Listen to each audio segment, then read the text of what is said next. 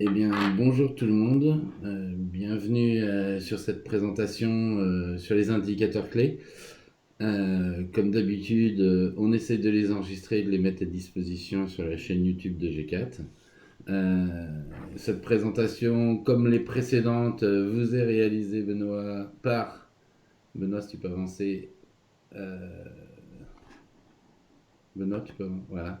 Par Benoît et par moi-même, toujours les mêmes interlocuteurs. Alors, moi, je fais rien, mais ça change.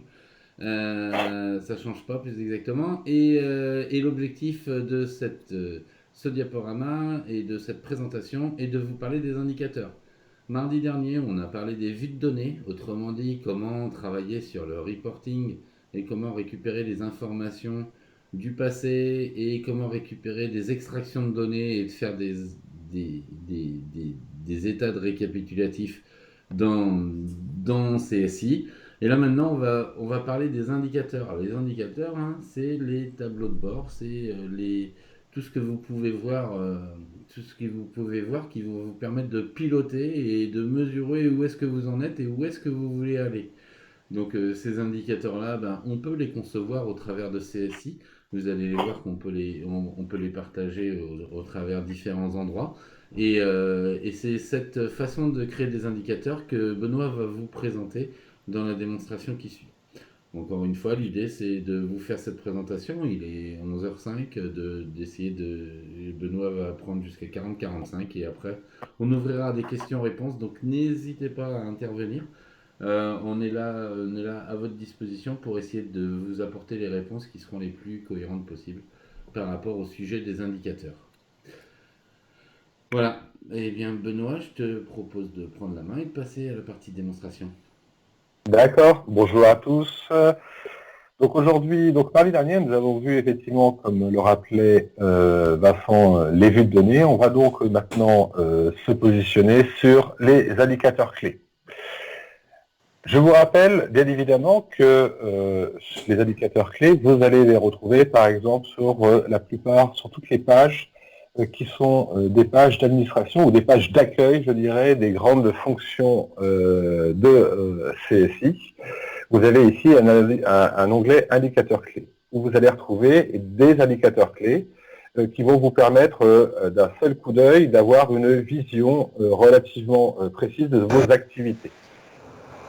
Une chose importante, c'est que ces indicateurs clés, ils sont bien évidemment paramétrables par l'utilisateur. C'est-à-dire qu'il y a une partie qui va être paramétrée par celui qui va concevoir l'indicateur clé, et ensuite l'utilisateur lui-même va avoir un certain nombre de possibilités de paramétrer ces indicateurs clés.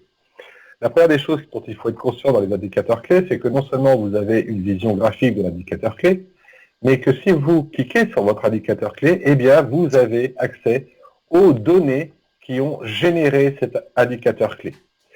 Dans certains cas, vous pouvez avoir plusieurs vues de données, c'est-à-dire que ici, vous voyez que j'ai une vue de données des indicateurs clés avec ici les magasins et les valeurs par magasin, mais j'ai également ici une vue secondaire qui me permet d'avoir une détail de valorisation de stock encore plus précise, où là, eh bien, je vais me retrouver avec la même chose, mais par article. Donc je vais pouvoir effectivement avoir la possibilité de venir approfondir la vision que j'ai de mon indicateur clé.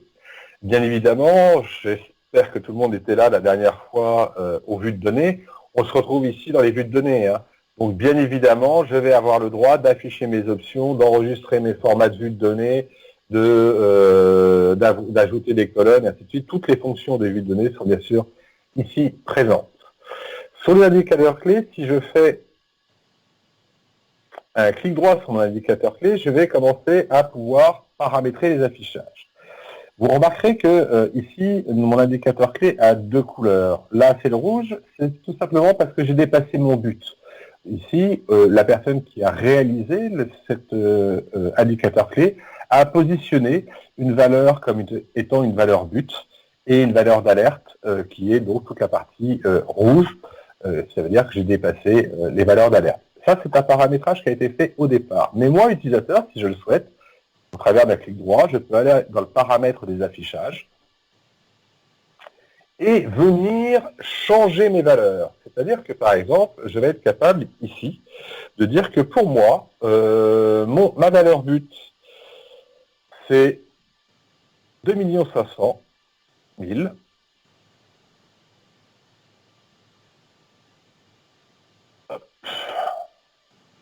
Et que ma valeur d'alerte, c'est 2 700 000, par exemple.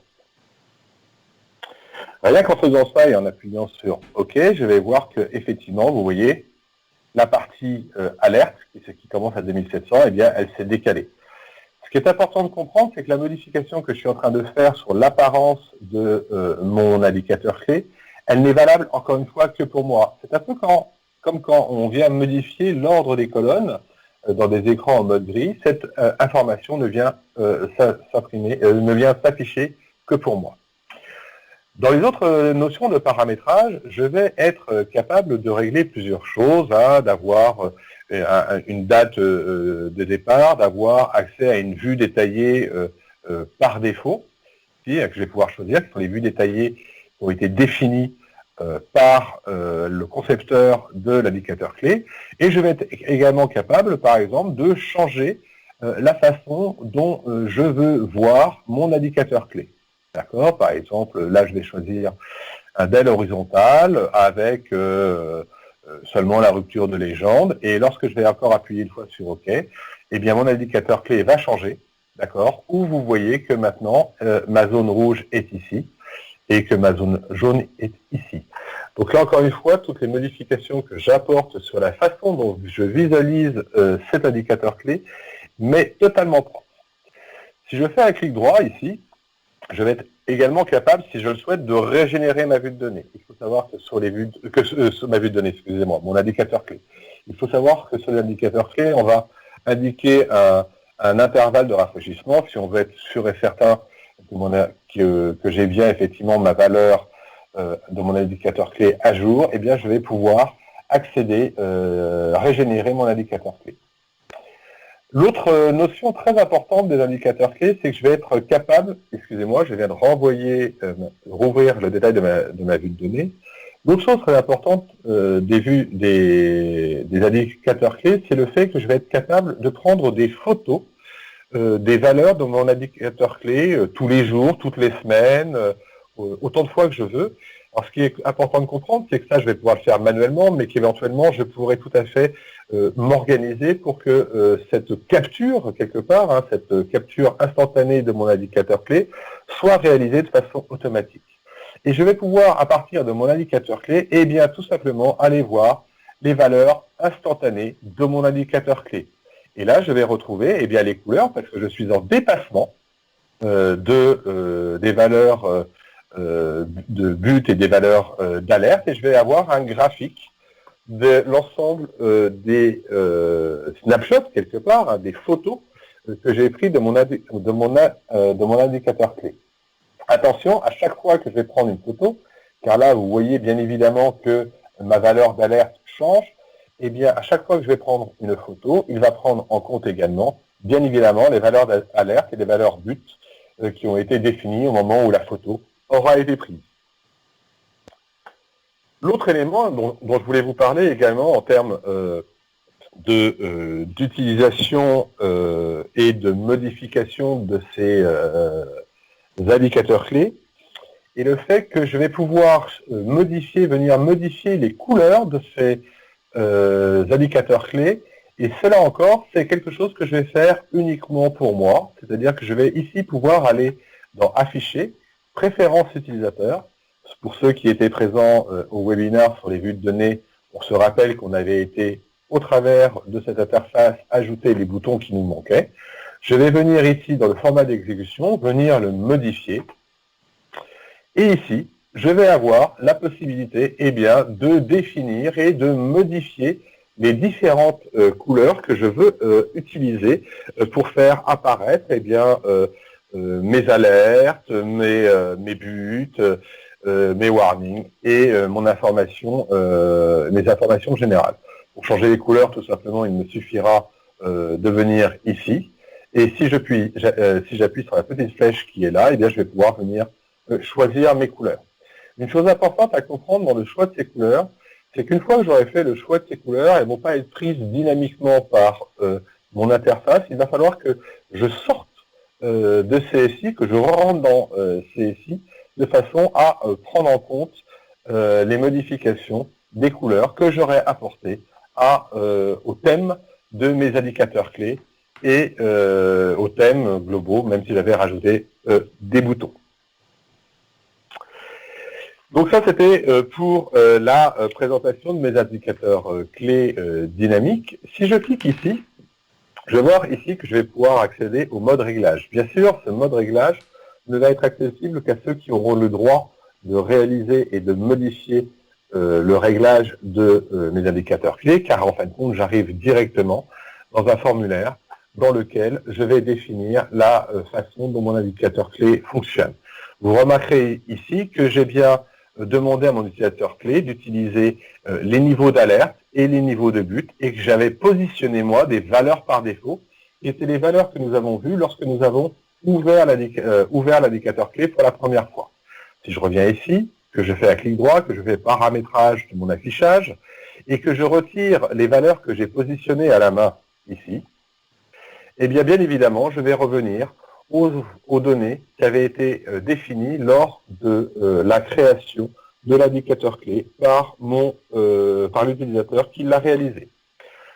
Je vous propose maintenant, si vous le voulez bien, de créer un indicateur clé et de comprendre comment on va pouvoir et le consulter et l'utiliser, soit au travers des indicateurs clés, soit au travers d'une page spécifique que je vais tout d'abord vous montrer, qui est la somme des indicateurs clés qui sont présents en standard dans CSI.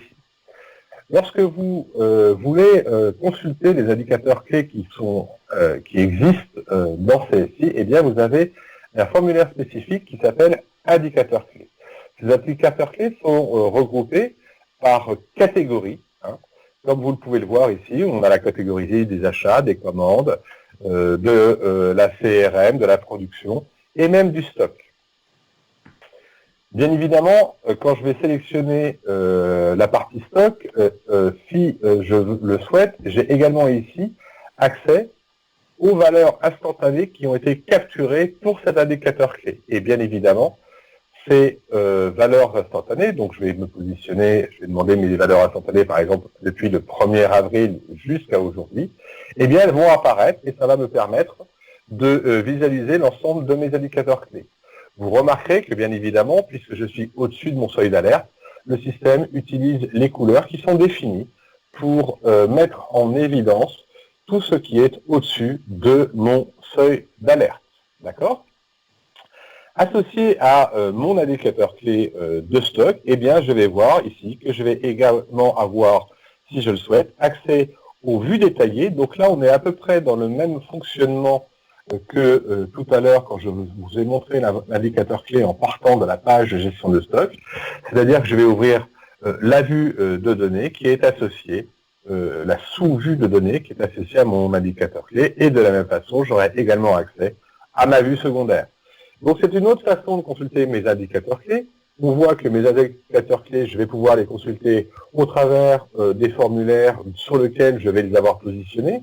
Et au travers de ces formulaires sur lesquels je vais les avoir positionnés, je vais avoir accès non seulement à la partie graphique de mes indicateurs clés, mais je vais avoir également accès aux données de mon indicateur clé. Et je vais être également capable d'aller consulter mes indicateurs clés directement au travers de ce que je vais moi appeler le bureau des indicateurs clés, c'est-à-dire le formulaire qui regroupe l'ensemble des indicateurs clés qui sont présents dans CSI.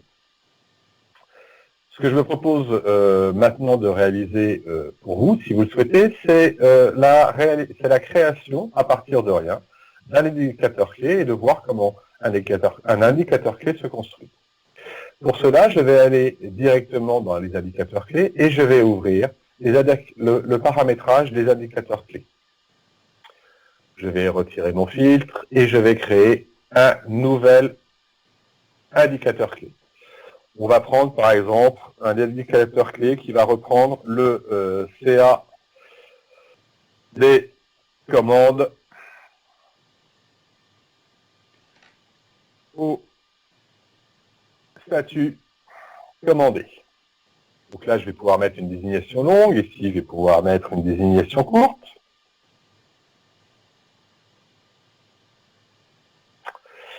Ici, j'ai une notion de reste. En fin de compte, le reste, c'est plutôt le multiple de. Si je dois manipuler des chiffres qui sont où je parle en millions, et bien là, je vais pouvoir mettre 1000 et ça va me permettre de diviser tous mes résultats par 1000 et avoir donc du coup une vision plus simple de mon indicateur clé. Ici, je pourrais je pourrais définir un indicateur clé à partir d'une requête SQL que j'aurais réalisée en mode de développement, mais je vais aussi pouvoir directement partir directement d'un IDEO. Donc je vous rappelle, pour ceux qui n'étaient pas là, au dernier webinaire sur les vues de données, que l'IDEO, c'est uniquement un objet qui va permettre de regrouper par type d'information toutes les informations qui sont dans les différentes tables de la base de données. Donc pour les entêtes de commandes clients que nous allons prendre aujourd'hui, eh bien ça va nous permettre d'utiliser un seul objet qui va aller réunir l'ensemble des données comme des données clientes par exemple. Une fois que j'ai réalisé ça, eh bien je vais appuyer sur le nom de la source pour aller chercher mon IDEO. Donc mon IDEO dans notre cas, eh bien c'est tout simplement les entêtes de commande, donc c'est CLO, CL, COS. Bien évidemment, ici, je vais avoir la liste de l'ensemble des IDEO que je vais pouvoir utiliser. D'accord? Je vais vouloir faire une somme là, parce que ce qui m'intéresse, c'est faire la somme de mes montants. Et je pourrais faire les compter, en faire une moyenne, un minimum, un maximum. Et je vais faire la somme de quoi? Eh bien, je vais tout simplement aller faire la somme de ma variable prix.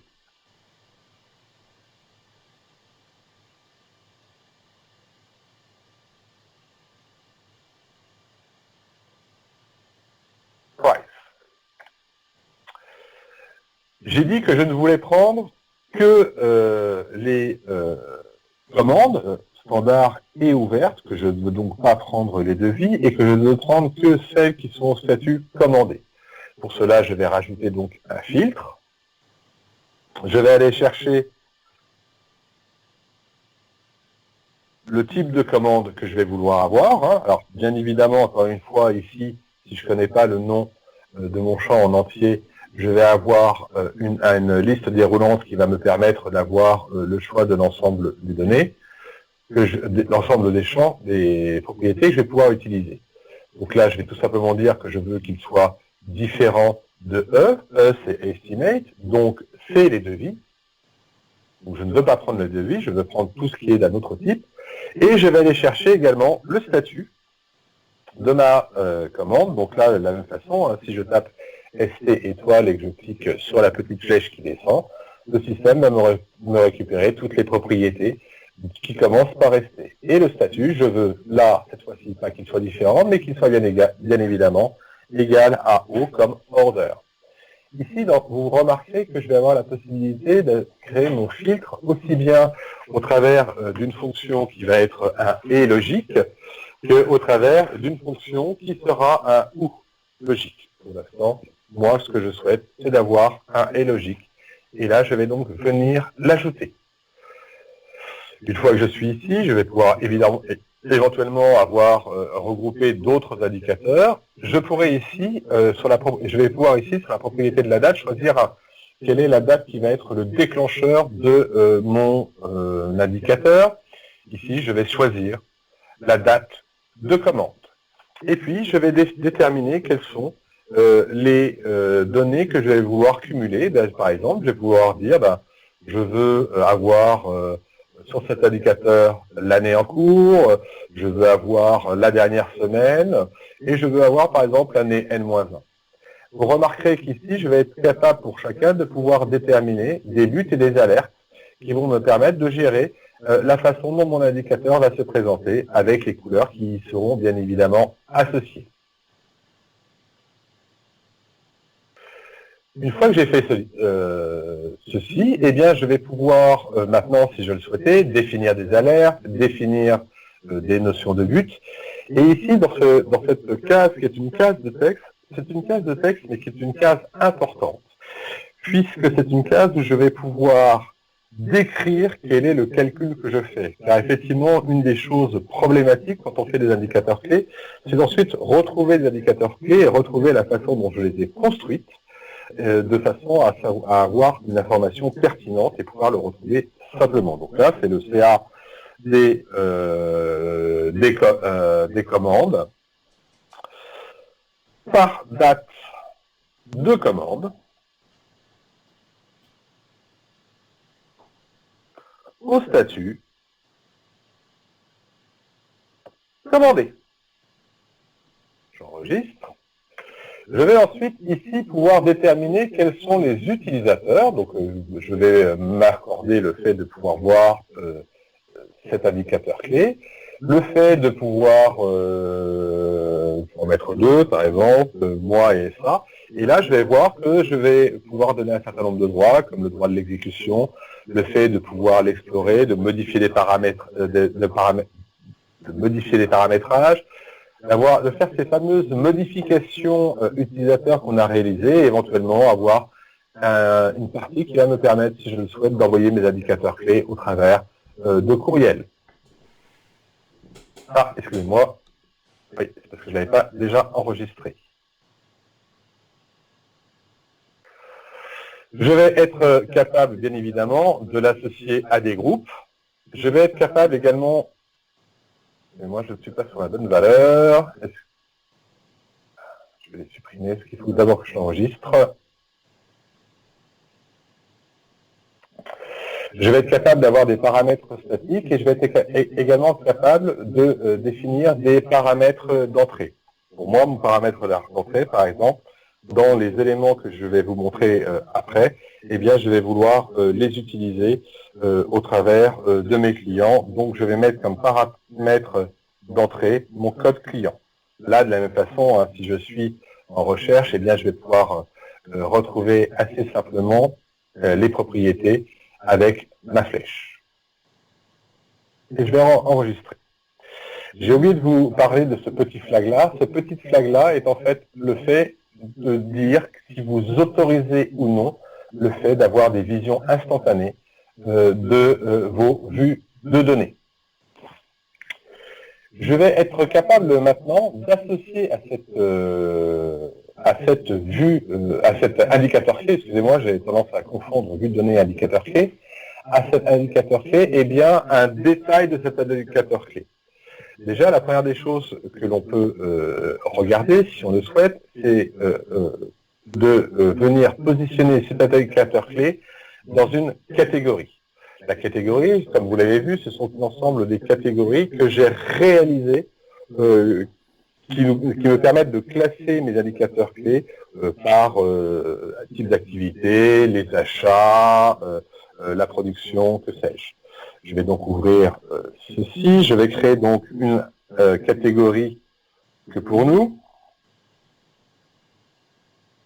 Je vais appeler webinar.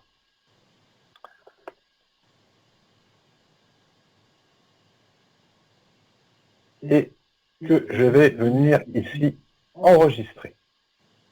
Le système, puisque j'étais en ajout, me demande si je veux bien renvoyer ce détail, cette catégorie d'indicateurs clés directement à mon écran principal. C'est effectivement ce que je fais. Si je reviens ici et que je veux ouvrir mes indicateurs clés globaux, eh bien je vois que immédiatement Test Webinar a été créé et que immédiatement mon indicateur clé a été calculé. Et je vois que je vois bien mon indicateur clé sur l'année en cours, que je vois bien celui sur la semaine écoulée et que je vois bien celui de l'année précédente. D'accord? Donc en fin de compte, à chaque fois que je vais faire des mises à jour de mon indicateur clé, eh bien je vais être en mesure de le visualiser immédiatement dans le formulaire général indicateur clé qui me permet de les consulter. On va continuer à paramétrer notre indicateur clé. Pour cela, eh bien, ce qu'on va faire, c'est une vue détaillée de mon indicateur clé pour aller un petit peu plus loin dans l'expression, ou tout au moins dans le détail que je veux apporter à mon indicateur clé. Pour cela, je vais aller dans les vues détaillées, et là, de la même façon, je vais faire un clic droit, et je vais faire ajouter. Je me retrouve donc dans dans le détail, dans la vue détaillée d'un indicateur clé, dans la partie paramètres. Je suis en ajout, donc là je vais pouvoir directement l'ajouter. Je vous rappelle que la petite étoile verte veut dire que le système va automatiquement venir me donner un numéro que je n'ai pas besoin de le renseigner. Et donc là, je vais venir positionner ma légende, détail CA de commande par client, par exemple. Je vais venir dire que la source de cette vue détaillée est bien sûr le même est un IDO. Pour l'instant, je vais bien évidemment prendre le même IDO, mais j'aurais pu prendre un autre IDO, par exemple, comme les lignes de commande, et venir faire un lien entre mes lignes de commande et mes commandes. Ici, je vais reprendre mon indicateur clé de base, mon IDO de base, donc le fameux SL COS.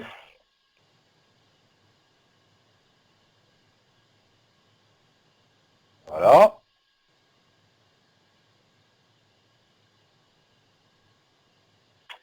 Ici, je vais venir définir mon filtre. Oui, en effet, vous avez bien vu que tout à l'heure, on avait défini notre indicateur clé, l'entête de notre indicateur clé, on a bien créé un filtre de façon à ne prendre que les commandes et non pas les devis, et que les commandes au statut commandé. Pour cela, je vais donc appuyer sur mon bouton filtre, et de la même façon que sur mon indicateur clé, eh bien, je vais venir indiquer que je veux prendre tous les enregistrements dont le type est différent à estimate, donc devis, et dont le statut, lui, doit être égal à O comme order. Je l'ajoute, je fais OK. Je pourrais ici, si je le souhaite, sélectionner mes colonnes de sortie et sélectionner mes paramètres d'entrée. Et vous allez voir qu'on va pouvoir le réaliser au travers de la vue détaillée param de cette sous-indicateur clé. Ici, par contre, je vais être obligé de positionner la date, le nom de la propriété date que je veux utiliser, bien évidemment, comme sur mon indicateur clé d'entête, eh bien, je vais venir utiliser la date de commande et je vais répondre OK. Je suis donc dans ma vue détaillée, donc là j'ai bien défini la fiche de source. Ici, je vais pouvoir également utiliser des alertes, si je le souhaite, avec les opérateurs que je souhaite utiliser. Et là, je vais pouvoir définir eh bien, les colonnes que je vais voir apparaître dans la vue détaillée de mon indicateur clé. La première des commandes, puisque j'ai dit que je voulais mon client, eh bien, je vais prendre la propriété qui porte le code de mon client.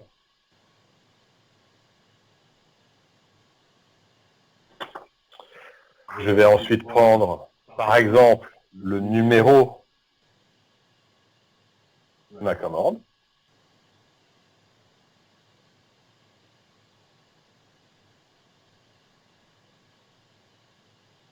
Et le prix de cette dernière.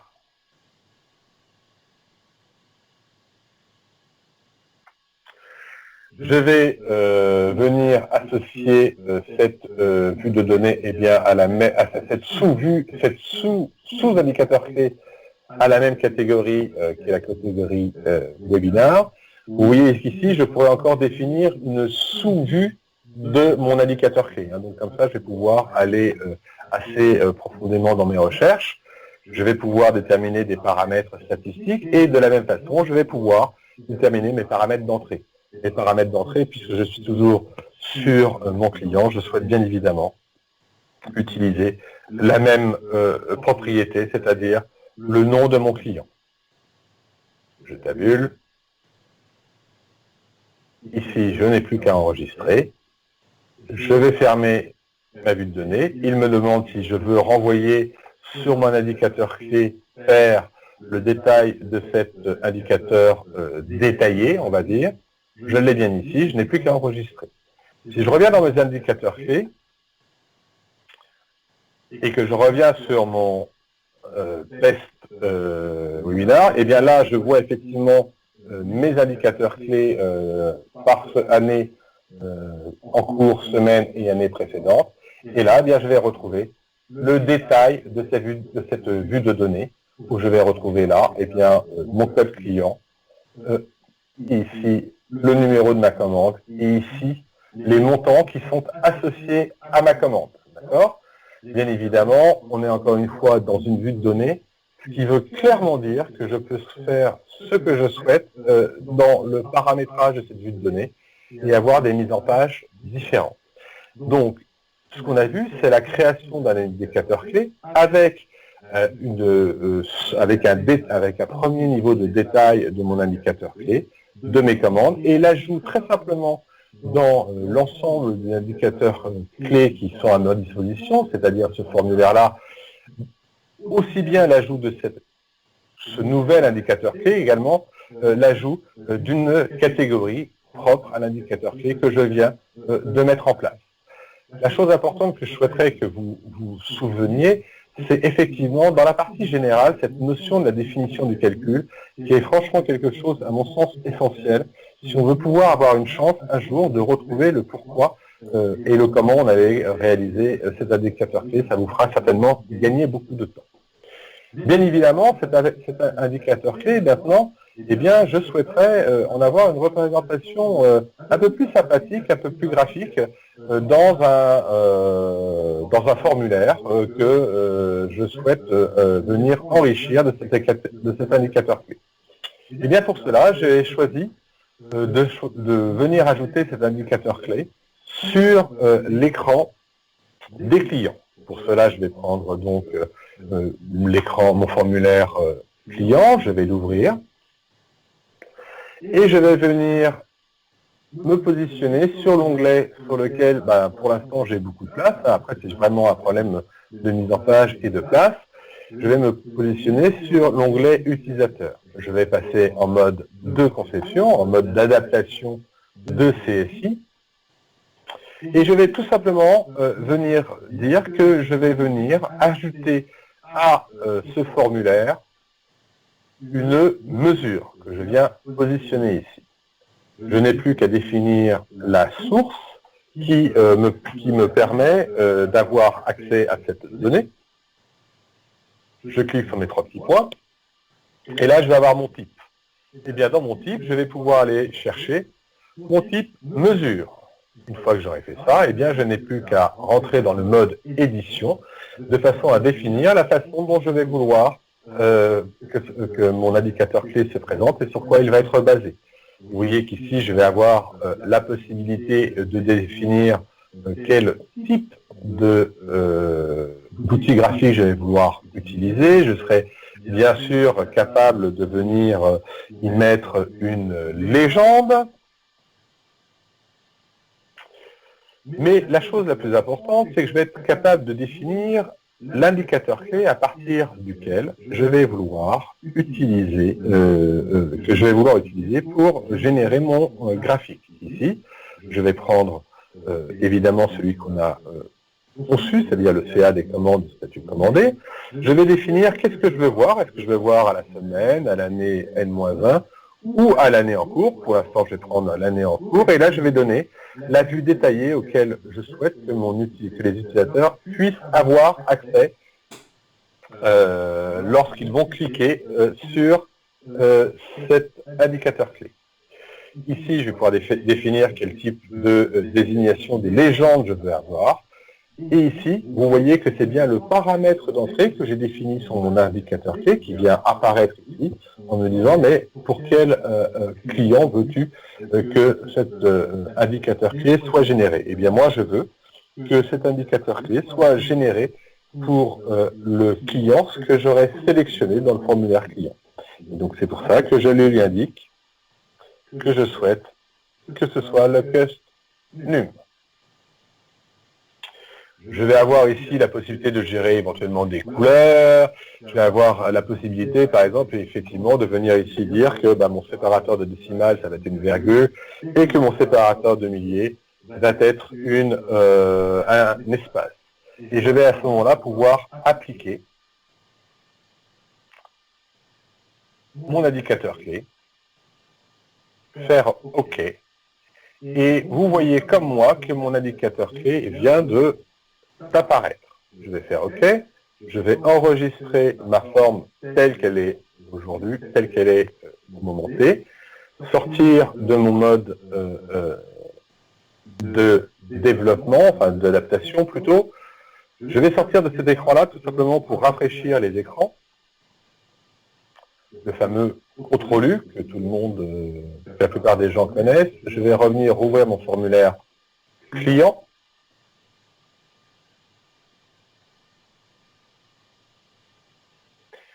Le défiltrer. Accéder à mon onglet utilisateur où je retrouve mon indicateur clé. Bien évidemment, à chaque fois que je vais venir changer de client, eh bien, mon indicateur clé va venir changer. Si je clique sur mon indicateur clé, bien évidemment, je vais avoir accès à la vue détaillée que j'ai paramétrée lors de l'implantation de mon indicateur clé graphique sur mon client. Alors là, je n'avais qu'une ligne, mais si je reviens sur mon indicateur clé, sur mon client 1 qui a plus de commandes, si je reviens cliquer ici, bien évidemment, j'accède à ma vue de détail. Petite chose que je veux aussi stipuler, c'est que si je me positionne là sur la commande et que j'appuie sur détail, bien évidemment, CSI va m'ouvrir directement, allez, théoriquement, la commande. Bien évidemment, ici, je vais être, vous avez vu que j'ai défini mon indicateur clé au moment où je l'ai conceptualisé. Bien évidemment, ici, dans les paramètres d'affichage, eh bien, je vais être capable, moi, en termes de simple utilisateur, venir modifier quel type de graphique avec des valeurs buts, des valeurs de rupture, quel type de graphique je souhaite utiliser pour mon indicateur clé. Voilà, et bien écoutez, j'espère que cette présentation vous a plu. Donc vous voyez que vous avez la capacité de réaliser très simplement des indicateurs clés. Vous êtes capable d'avoir des visions historisées, c'est-à-dire des snapshots de vision de vos indicateurs clés que l'on peut, si l'on souhaite, automatiser de façon à, par exemple, faire une vision de stock journalière. Et que tout ceci est généré de façon instantanée au travers des indicateurs clés de CSI. Merci Benoît. Donc voilà, dans tous les indicateurs qui sont présentés ici, pour rappel, et par défaut, je crois que c'est à peu près 120 utilisateurs, 120 indicateurs qui sont fournis par Infor. Il faut savoir que ces indicateurs, vous les voyez en français tout simplement parce que nous les avons traduits. Il est possible que dans votre version, si vous n'avez pas du tout travaillé sur les indicateurs, tout ça soit géré en anglais. Cette partie-là, en fait, n'a pas été bien travaillée pour le moment par Infor sur la partie gestion des langues. Donc, par défaut, le nom que vous voyez, c'est le nom de l'indicateur et non pas une chaîne de caractères comme on peut avoir partout ailleurs sur les articles multilingues et autres, par exemple. D'accord? Donc ça, c'est un élément important à retenir sur cette partie-là. Sur ces 120 indicateurs fournis par défaut, bien entendu, en fonction des contextes, ils peuvent être modifiés dans le cadre de votre contexte client. C'est comme Benoît vous le disait, il y a un raccourci qui est fourni qui vous dit globalement dans les grandes lignes, voilà ce que ça prend en compte. Mais il est intéressant de regarder exactement dans le détail ce que ça fait, parce qu'on sait très bien que le chiffre d'affaires en commande, par exemple, si on prend cet indicateur-là, vous pouvez avoir des visions qui sont complètement différentes d'une société à une autre. Et clairement, la gestion des indicateurs dans une entreprise, c'est toujours un sujet à part entière, parce que le plus gros du travail est de réussir à définir ce que le client attend de ces indicateurs. Voilà pour nous. Est-ce que, en espérant vous avoir apporté certains compléments, il est fort probable qu'on ait pu oublier quelques informations. Donc, on vous laisse un petit peu la libre antenne pour nous poser des questions. Peut-être que cet élément, par exemple, d'instantané d'indicateur, c'est quelque chose qui est très peu utilisé. On le voit chez les clients. Peut-être que ça pourrait être un sujet qui peut être important. Est-ce qu'il y a des questions? Est-ce que ceci a suscité votre intérêt? Oui, non. Est-ce que vous voulez des évolutions ou des questions?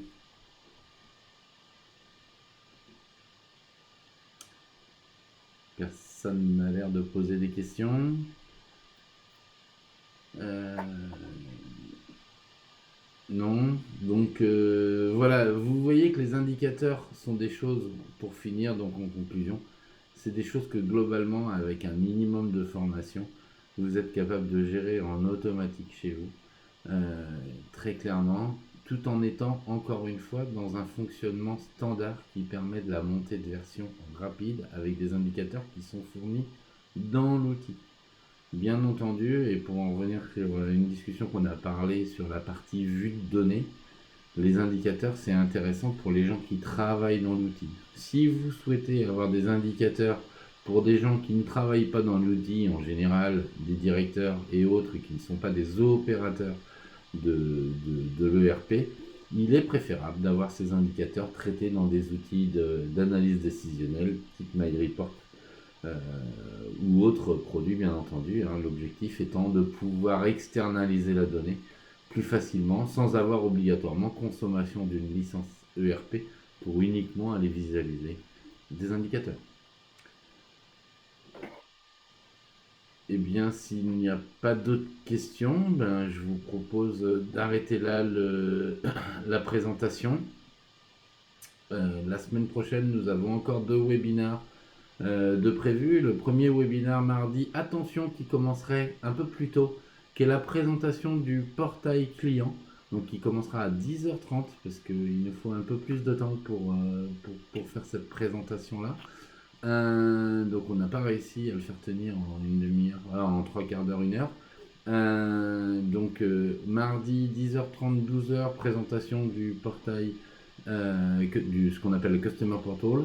Et jeudi, présentation à 11h de la gestion des frais d'approche, donc plutôt lié à une activité gestion des achats et des approvisionnements que l'on fera jeudi prochain. Et nous vous prévoyons jusqu'à la fin du confinement encore 2 autres petits webinaires. La première semaine de mai et un autre la deuxième semaine de mai. On ne va en mettre qu'un parce que c'est des semaines de 4 jours. Donc on va travailler et on va vous envoyer les invitations d'ici la fin de semaine. Voilà, merci tout le monde. Je vous souhaite une bonne journée. Portez-vous bien et à bientôt. Merci tout le monde. Au revoir.